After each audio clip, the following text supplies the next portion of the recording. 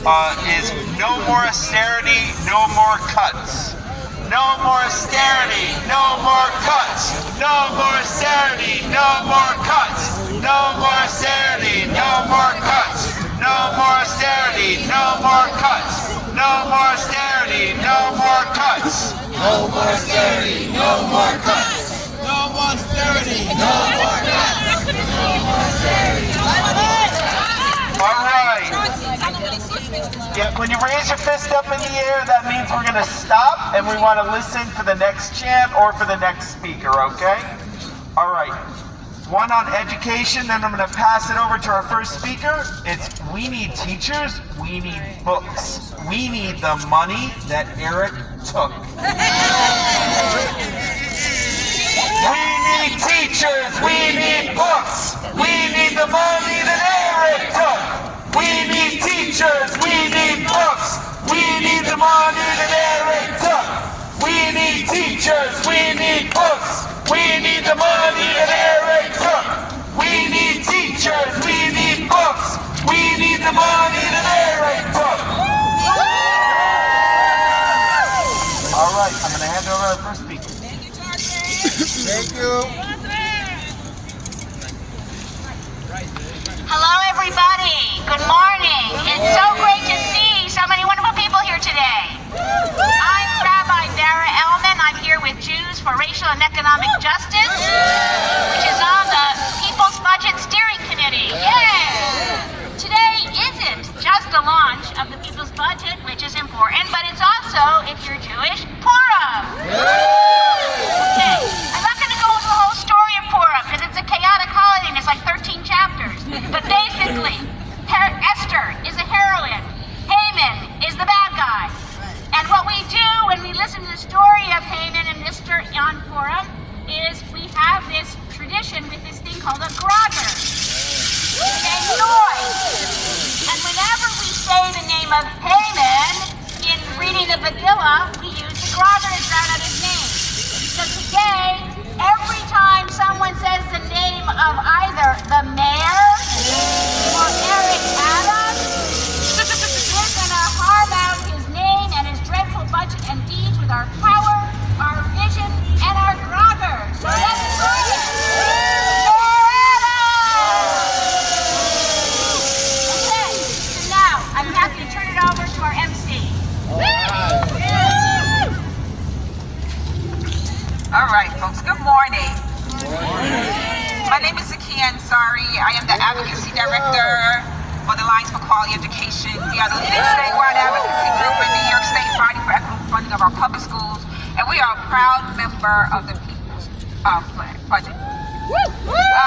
So here we are, once again. I know many people are tired of standing on steps, but we're going to keep doing it. You know why? Because we haven't gotten justice yet. So first I want to thank everyone for joining us today. And I want to remind us of why we're here. We are gathered here to demand a people's budget and care, not cuts. Care, not cuts. I just want to make sure we say that. All New Yorkers should have access to housing, livelihood, and resources to thrive. That's another narrative. That's another word I want to uplift, thrive. We're not talking about surviving. We're talking about thriving. New Yorkers in every district use and rely on our city's public resources, from libraries to parks to schools, to housing vouchers to workforce development. Guess what? That's what safety looks like. But these resources are under attack from a mayor determined to cut corners and slash essential services. So let's talk about the facts. Since June 2020, Mayor Eric Adams has reportedly cut core public services, our schools, libraries, CUNY, 3K, and much more. That ain't right. That ain't right. Shame. This man has not been in office this long to be cutting our budget this many times. He started with our public schools, cutting more than $500 million at the DOE last June, and then gaslit us to make it think that we didn't see what we were seeing with the real cuts.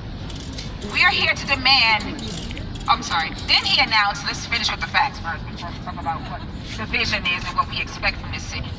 Then he announced further cuts to care-based agencies and workforces in the fall. This included cuts to CUNY, 3K, early education programs, adult literacy programs, and libraries. These are facts, y'all. This is not an opinion. And now he's using this next budget to deepen these cuts and cement them into the city budget. That ain't right. And it's not about safety. It's not about caring. For the mayor's about cuts. And these cuts must most deeply and harmfully impact low-income New Yorkers of color who rely on the city's public social safety net, schools, and institutions. We are here to say, not on our watch. We have a different vision, a just vision, one where every part of our city, every district, and every block is a nurturing, stable, and thriving community for all of its residents. The mayor's budget cuts are unacceptable. For a city that has the most billionaires in the world, let me say that again. The most billionaires in the world. In the world. Who have only gotten richer during the pandemic, while so many of our community members, people standing behind us, folks listening to us right now and driving by, have not done well. These cuts are unacceptable. When the city has higher than expected surplus revenue, when DOE pays the NYPD for school police while school budget gets slashed, when public schools front the rent for charter schools that don't have to pay up, when NYPD blows through and spends double its overtime budget, when taxpayers pay millions for NYPD abuse and misconduct, and when Department of Corrections has a staffing ratio 4 times the national average, 4 times the national average to jail, and abuse people all the time. who have not been convicted of a crime. All the time. So just to make it clear, we have the money. This is about priorities. So that's why we're here today. We are here to set it straight.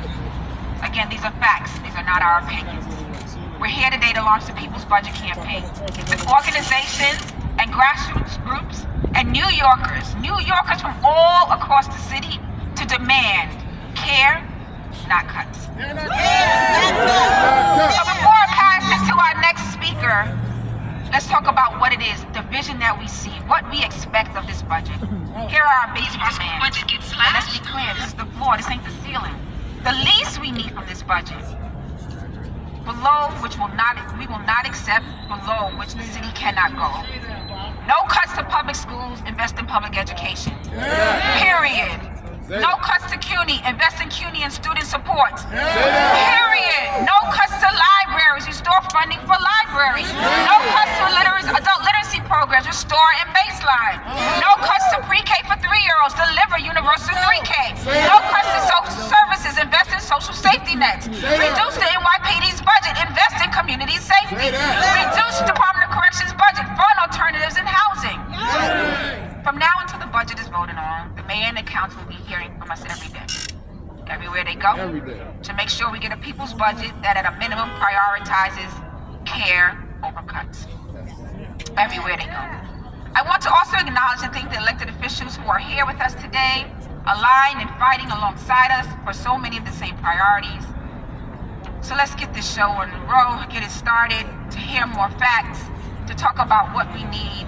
And first I want to call up Brooklyn's borough president, Senor Antonio Reynoso.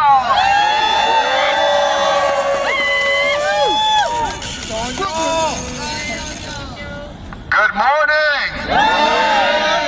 They're not going to hear you at City Hall with that little weak good morning. I said good morning. I'm going to try not to. I think so.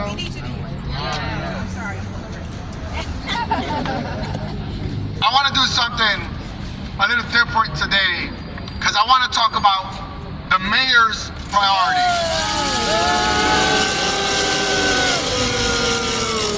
The mayor's priority is safety.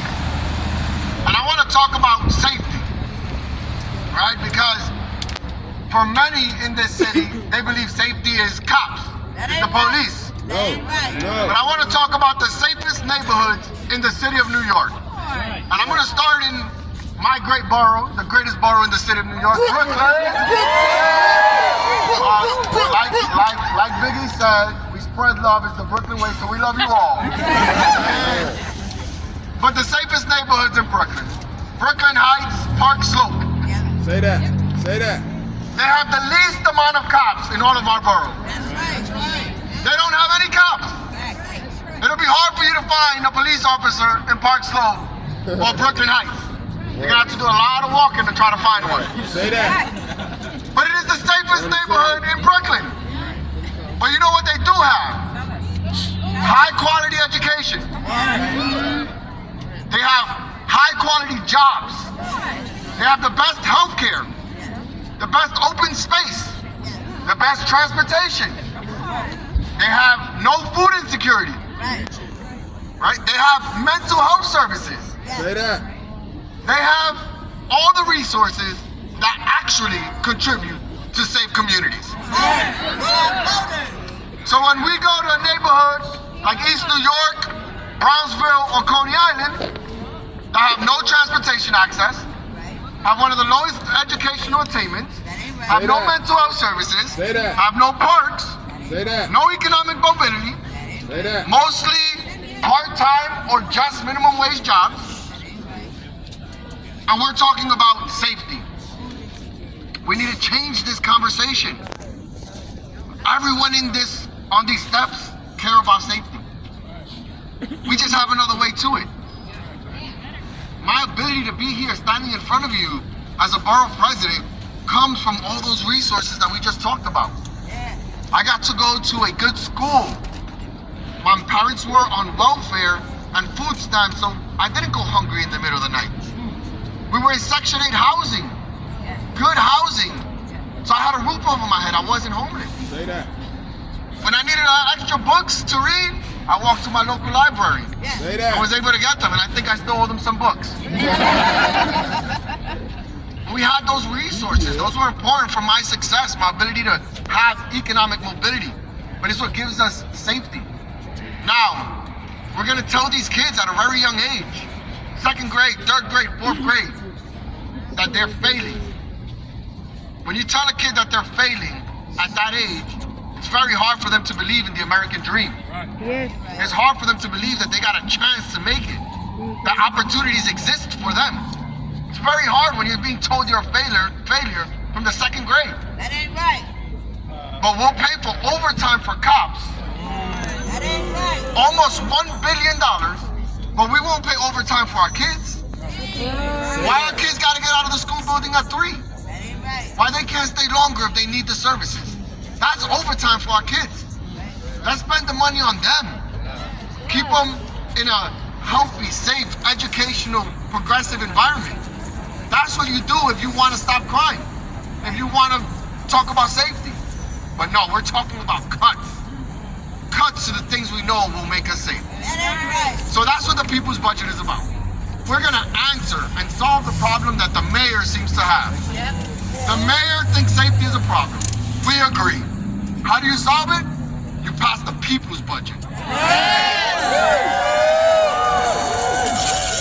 I started it. They got me in the back, you got me in the back. So I'm gonna end it the way I started it. Because one of the greatest poets to ever exist in the city of New York, Christopher Wallace with the Notorious B.I.G. said it. The people's budget comes from love. So don't forget to spend love. It's the Brooklyn way. Thank you so much.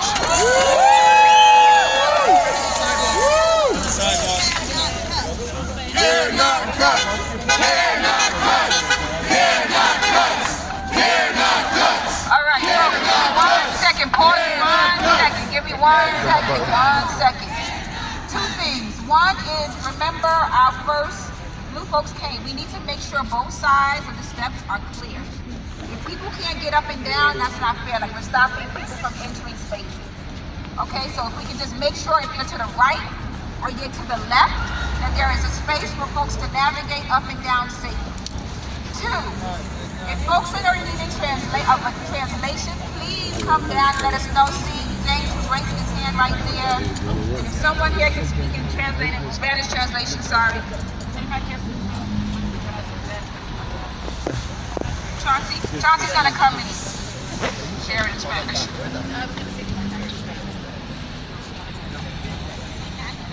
Ok, so necesita dar espacio a los dos lados de las escaleras donde la gente puede entrar y salir del edificio. Y también, si necesita interpretación, va para él, para buscar su equipo, so que puede escuchar en español. Gracias. That was not bad. Gracias. Okay, I'm all confused. This thing is off. All right, we're gonna keep it moving because we got a lot of speakers who are talking about facts. I just want everybody to know what the people are saying are facts. They're not opinions, and we have to just keep reiterating to the press and other folks that we're not making this up. So next, I want to bring up Maria, who's a parent and an educator. So give it up for Maria.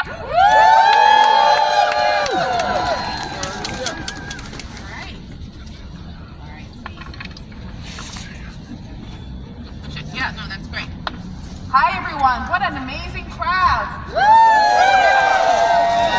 So my name is Maria Hanzopoulos. I'm a public school parent. I have a 6th grader and a 9th grader in New York City Public Schools in Queens, and I'm also a longtime educator. And I know that I speak for a lot of parents and a lot of educators when I say we are tired. We are tired of our kids' schools being cut to the bone. It is a travesty that we have to stand here today to defend the budget we have when we need so much more to fully resource our public schools. The mayor cut hundreds of millions from public schools last year. That ain't right. Where's the rocker? Mayor, right?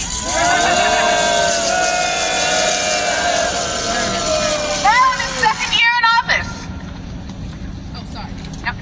Now in his second year of office, for a second time, the mayor is putting the knife in schools once again. Last year was $495 million, and this year it's around $300 million.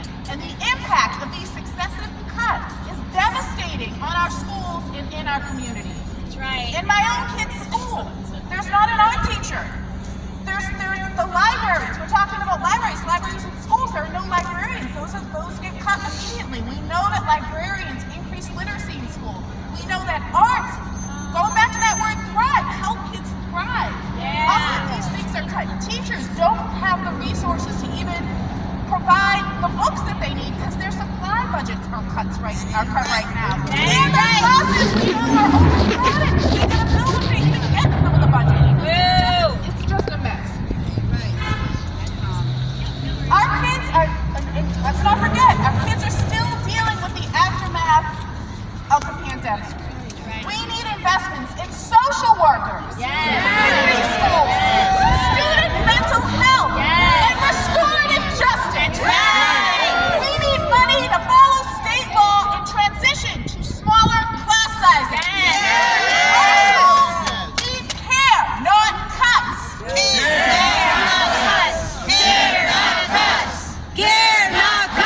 And I want to make it clear, crystal clear. That's right. Cannot cut. Cannot cut. Cannot cut. Thank you. And I want to make it clear, crystal clear. Parents, educators, we are paying attention and we are here to fight. Thank you, everyone.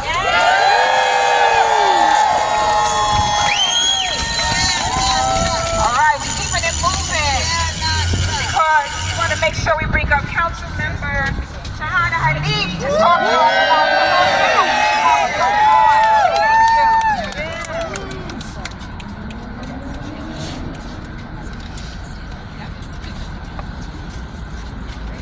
Look at this. Look at you all. This is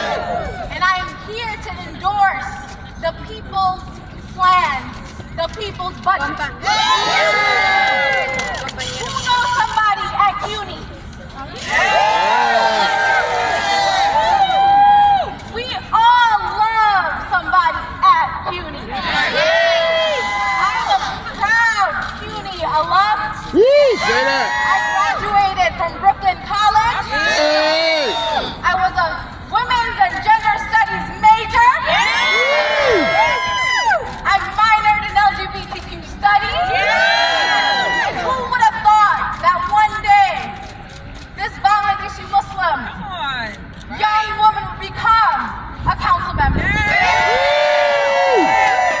That's the work of CUNY. It's the work of our incredible faculty.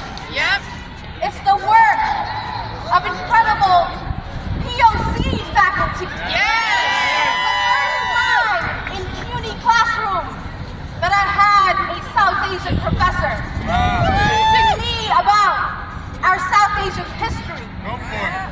And that too from a feminist perspective.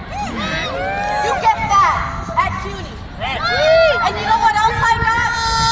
I was an 18-year-old with lupus. I had just gotten diagnosed. I had multiple disabilities, and what I got from CUNY is compassion. It's compassion and knowing that I could still be a student and survive and thrive in CUNY. And it's only right that I fight like hell to support CUNY. We have just welcomed 13,000 students, asylum seekers, who need CUNY. It is wrong that this administration, Mayor Adams,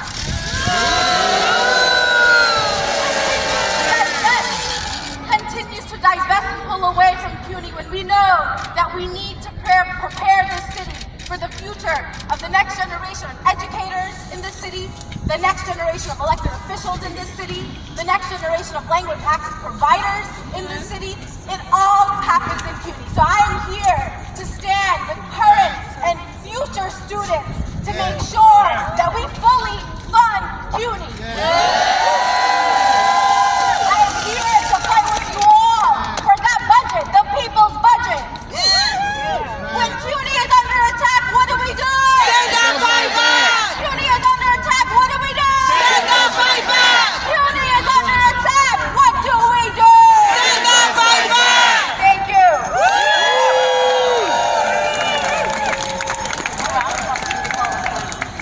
Again, I'm gonna talk about this. What he just said. Hey, hey! Ho, ho! Got to go! Hey, hey! Ho, ho! Budget concept got to go! Hey, hey! Ho, ho! Budget concept got to go! Hey, hey! Ho, ho! Budget concept got to go! Hey, hey!